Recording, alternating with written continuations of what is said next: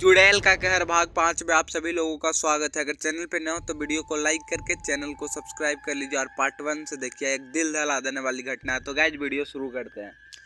यह खबर पढ़ने के साथ जयंत वहां से सीधे भागता हुआ अपने कमरे में आ जाता है और अंदर से कुंडी लगाकर उसने अपने आप को घर के अंदर ही कैद कर लिया।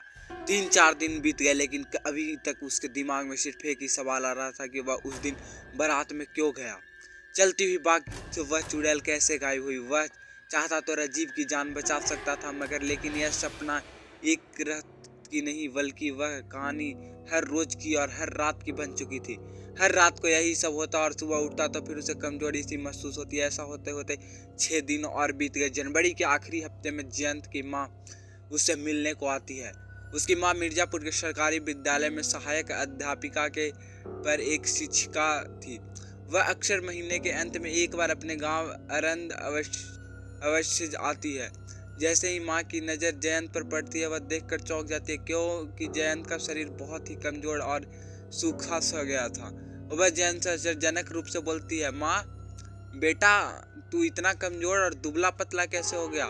क्या हो गया तुझे? जयंत पता नहीं माँ, हो सकता है कि खेत में ज़्यादा काम की वजह से कमजोर हो गया हूँ। माँ बेटा खेतों में काम तो तू बचपन से ही करता आ रहा है, और लेकिन तू पहले ऐसे कमजोर कभी नहीं दिखा है। मुझे तुझे देखकर ऐसा लग रहा है जैसे कि तेरे शरीर में खून ही ना हो। जयंत माँ तुझे तो मैं हमेशा कमजोर ही लगता हूँ, तू जब जब आती है मुझे ऐसा ही कहती है। माँ लेकिन इस बार की कमजोरी कुछ अलग नजर आ रही है।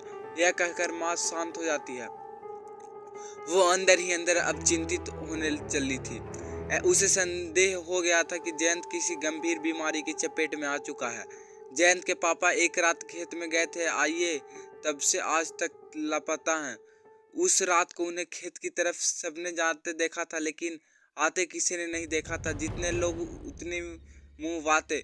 इतने वर्षों के बाद लगभग सभी ने उन्हें के बावजूद भूल ही दिया था कि लेकिन जयंत की माँ की आंखों को आज भी उनके वापसी आने का इंतजार था। जयंत अपने ताऊ जी के परिवार के साथ ही रहा करता था और घर की सारी जिम्मेदारियों को सफलतापूर्वक निभाता चला आ रहा था। उसे अपने गांव की मिट्टी से बहुत प्रेम था और अपने पिता के बहुत लगाव, जिसकी वजह से वह अपने पैतृक घर को छोड़ना नहीं चाहता था। रात को दोनों एक साथ खाना खाकर सो गए।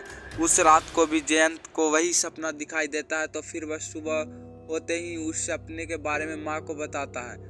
माँ उसके सपने को नजरअंदाज करे बिना वो गांव के एक ओझा जिसका नाम ललन ओझा था उससे मुलाकात करती है और वह उससे सब बताती है और मदद करने के लिए मिन्नतें करती है। ललन ओझा तुम्हारे लड़के के ऊपर एक चुड़ैल का साया है जो हर रात आकर उसका खून पीती है। जब तुम्हारा लड़का अर्ध चेतन अवस्था में होता है तो उसे यह सपने के जैसा लगता है। तुम उसके हाथ पर हल्दी का उपटन लगाकर पिशाच के दांतों के द्वारा काटे और सर उसके पकड़ने के बने चिन्ह जो अदृश्य है वह दृश्य हो जाएंगे। मिलेगा। आप बिल्कुल सही कह रहे हैं। मैं कल ही उसे देखते समझ गया था कि इसके शरीर में रक्त की कमी हो गई है। उसकी आंखों के नीचे काले रंग के गहरे और काले धब्बे बन गए। ललन जी आपका बहुत बड़ा एहसान होगा मुझे अबला पर। अब आप मेरे बेटे को उससे बचा लीजिए, कुछ उपाय बताइए। ललन ओझा देखा मैं तुम्हारी मदद के लिए तैयार हूँ, लेकिन उसके लिए तुम्हें खुद को बहुत मजबूत करना होगा। मैं जैसा जैसा कहूँगा ठीक वैसा ही करना होगा, अन्यथा उस चुड़ैल की शिकार तुम भी बन हो सकती हो। माँ मुझे अपनी जान की परवाह नहीं है ललन जी, बस मेरा बेटा जयंत पहले की तरह हो जाए। ललन ओझा देखो कल अमावस्या की रात है। कल की रात की उसकी जिंदगी का फैसला होगा। कल की रात उसकी शक्तियाँ और भी प्रबल हो जाएंगी। जब वह चुड़ैल चाहेगी तो कल जयंत को अपने वश में करके हमेशा के लिए अपनी दुनिया में चली जाए। लेकिन तुम चिंता न करो, बस कल अमावस्या की रात तुम अपने बेटे जयंत को किसी तरह लेकर यहाँ आना ताकि उस चुड़ैल को छुटकारा मिल जाए। फिलहाल अभी यह लाल रंग का धागा जो लो और अभिमंत्रित है, इसे अपने बेटे की दाहिने भुजा पर बांध देना, जिससे वह चुड़ैल उसके निकट भी नहीं आ सकेगी और वह अगर आसपास होगी तो वह चुड़ैल उसे दिखाई देने लगेगी। और जैसे ही वह दिखाई दे तो वह कलश उसके सामने करने के बाद उसका ढक्कन खोल देना और वह मंत्र उच्चारण कर देना, ओम नमो आदेश गुरु का लाज रखो अपने चेले का मंत्र साचा कट काचा लो न समझे वहाँ रह जाएंगे। धौलागिरी वारो चंडे सी सवारी जाके लुगर है कर तगारी प्याल पिए रक्त को चंडी निभावनी सब उपनादित बेदवानी के वखानी भूत नाचे वेताल लज्ज रखे अपने भक्त की पीड़ रखे लिए हाथ में भक्त बलिदान दुष्ट कर्म प्रहारी शुरे दुख एक पल की पछारी पकड़ के दे ऐसा प्रहार कांप जाए मांस और हाड़ मत अवार तेरे हाथ की कल्पना रे सीने के पार कर दे भाल वचन कर ले जल्दी आई मेक्ति मितलक तब तक नहीं जाएगी जाए नहीं भूत पकड़ मारे जाए तुम्हारे नाम लूं तो करे काय काय राम की दुहाई गुरु गोरख का फंदा भी नहीं मानेगा तो करेगा धोया अंडा उड़ो उड़ो चुड़ैल वहा फूरो फूरो मंत्र स्वाहा यह मंत्र उच्चारण कर देना तो उस कलश में समा जाएगी और उसके बाद कलश का ढक्कन लगा देना और वह चुड़ैल इसमें कैद हो जाएगी। लेकिन जैसे ही यह कार्य कर लो तो ध्यान रखना ठीक उसी वक्त वह कलश लेकर तुम लोग मेरे पास आ जाना, फिर मैं उस चुड़ैल को हमेशा हमेशा के लिए भस्म कर दूंगा। इस बात को सावधानी रखना कि गलती से भी वह ढक्कन न खुले, अन्यथा मैं उस चुड़ैल को बाल विवाह का नहीं कर पाऊंगा। माँ बिल्कुल बाबा के आपने बताया के अनुसार सारे कार्य करूंगी। माँ इतना कहकर वह तुरंत ललन ओझा के वह मंत्र एक कागज पर लिख लेती है। ललन ओझा का दोनों हाथ जोड़कर घर की ओर निकल जाती है। वह घर पहुंचकर उस रात को उसे अपने ही कमरे में ही सोने के लिए कहती है। जयंत पर बारीकी से नजर रखती है। उस रात जयंत कोई ख्वाब नहीं देखा। पूरी रात जागे होने की वजह से सुबह किसी वक्त उसकी माँ की नींद आ जाती है। बचाओ बचाओ मुझे, इस चुड़ैल से बचाओ। अचानक इस आवाज के साथ दोनों झटके से उठ खड़े होते हैं। जयंत का मुंह खुला हुआ है और पसीने से उसका पूरा जिस्म भींगा हुआ है। वह सामने की तरफ देखता हुआ कांप रहा है। जयंत की माँ उसे गले लगा कर लेती है और कुछ देर के बाद वह सम्मान होती है तो उसकी माँ कहती है, क्या हुआ बेटा, तुमने वह सपना फिर से देखा क्या? माँ, मैंने आज सपने में अजीब सा देखा। उस चुड़ैल ने मुझे और मेरे दोस्त राजीव रंजन को मारकर किसी सुनसान खेत के पास पीपल के पेड़ में एक रस्सी को गले में बांध कर लटका दिया है। मैं बार बार बचाने की आवाज़ लगा रहा हूँ लेकिन कोई भी मेरी मदद नहीं कर पा रहा है। यह कहते कि साथ जयंत दोबारा अपनी माँ को गले लगा लेता है और उसी वक्त डरा हुआ देखकर उसकी माँ उसे ललन ओझा वाली बात नहीं बताती है। पूरे दिन उसकी माँ उस पर कड़ी नज़र रखती है। जैसे ही सूर्यास्त होता है उसकी माँ जयंत को कहती है, बेटा जाओ और जल्दी से स्नान करके आओ, मैं तुम्हें कुछ ज़रूरी बात बतानी है। यह सुनकर जयंत नहाने के लिए चला जाता।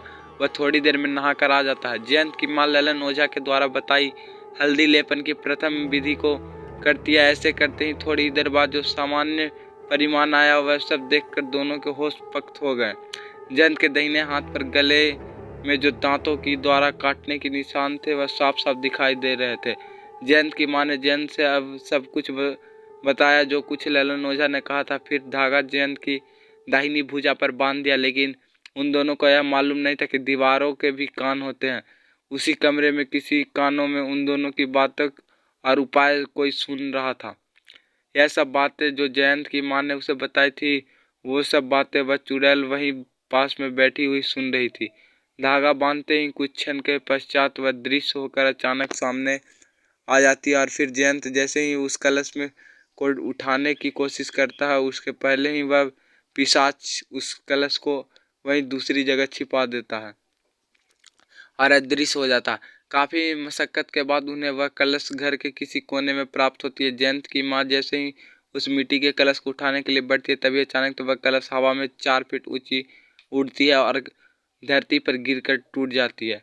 यह दृश्य देखकर दोनों को डर जाते हैं और जयंत की माँ ललन ओझा को यह पूरी घटना फ़ोन पर बताती है।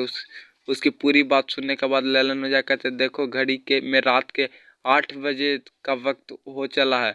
ठीक 3 घंटे बाद उसकी शक्तियाँ इतनी प्रबल हो जाएंगी कि उसका सामना करना मुश्किल हो जाएगा।